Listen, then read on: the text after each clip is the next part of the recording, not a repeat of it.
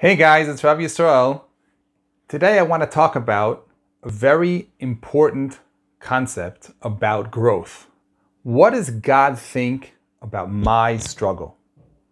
Every one of us has a part of their life they're not proud of, that they think that should be different, whether it has to do with certain behavioral patterns, whether it has to do with how we treat other people, whether it has to do with how we keep God's laws.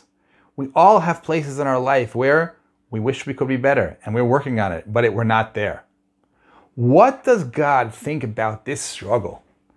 Every one of us has this question subconsciously, and we even have a formed opinion subconsciously about what He thinks about my struggle. Is He loving me? Is He hating me? Is He proud of me? Is He angry at me? These are questions we all ask ourselves. And today I want to bring to that place conscious thought and really examine, maybe we can shift and grow in going closer to the truth about what God thinks about our struggle. The first thing we need to examine before talking about anything is looking at why these struggles happen. From where does it begin? The truth is, it begins way before we had free choice. Every one of us was born into parents, specific parents which have their own world, their own struggles, their own life, and we were given the DNA of those parents. We were born in a certain environment, a certain community, a certain world, a certain time in the world.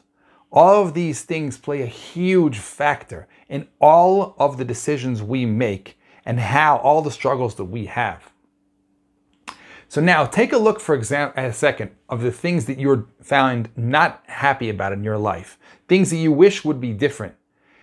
How much of those things are a product, a natural progression from where you were born, from the place that you came from the environment that you're in? Now let's take a step back once we realize that and realize that none of those things are an accident. Actually, God, who runs the world and wants to give us the biggest gift in the world, which is life, He chose that reality for us and said, here, my son, this is the best opportunity for you to grow and get close to me. This is very perplexing for some of us because we look at our life and we look at His expectations, which is He wrote in the Torah for us, and He said to us, there's 613 commandments I want you to keep as soon as you become a 13-year-old. That's really crazy. A 13-year-old with all of his baggage and all of the environment that he came from and all of the struggles he came from, if we're really honest, it's impossible for him to keep the whole Torah. Impossible.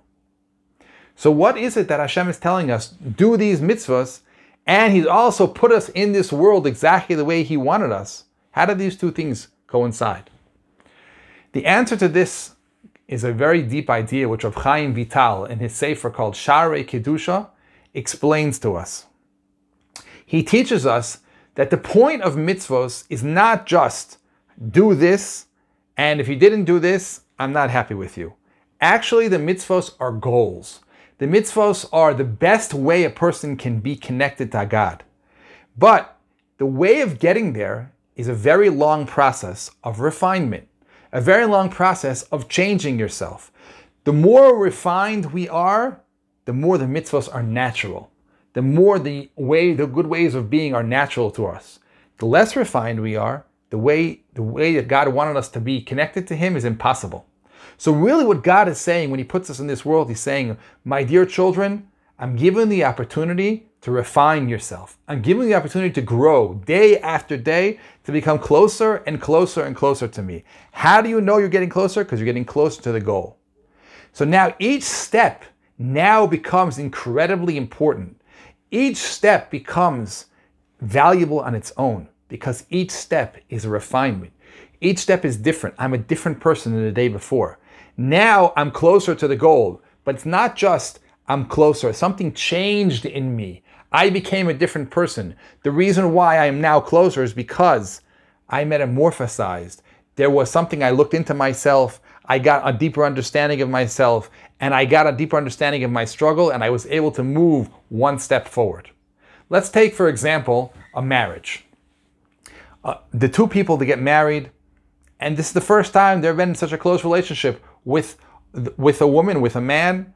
And they have to learn many things about each other, learn many things about themselves. It's obvious that what the connection they can create after 50 years is completely different than the connection they can create after 2 months. And that's supposed to be that way. The process of marriage is the process of getting closer and closer and closer and closer, healing ourselves, growing within ourselves, refining ourselves to a more developed place where we can have more love, more compassion, more understanding, more caring, more giving. Each one is a process. Every day of the marriage is itself an incredible accomplishment, because now we get even closer, and you can even feel the level of closeness and the level of love and the value that it has within it because of the love that you created that day. That doesn't mean that we're finished. That doesn't mean there isn't more love to create and more connection to create. That is a good paradigm for us to understand our connection with Hashem. The 13-year-old can't do the whole Torah. Impossible. But he can grow the next step. Let's take, for example, a 13-year-old who at a young age was exposed to pornography. And he's actually, when he gets to be 13 or 14, he's addicted. Day in and day out, he's looking at these things which is destroying his soul. Where is he supposed to be? Exactly where he is. Hashem wanted him to take this world that was broken and refine it. A world which a little kid is exposed to pornography is not a healthy world.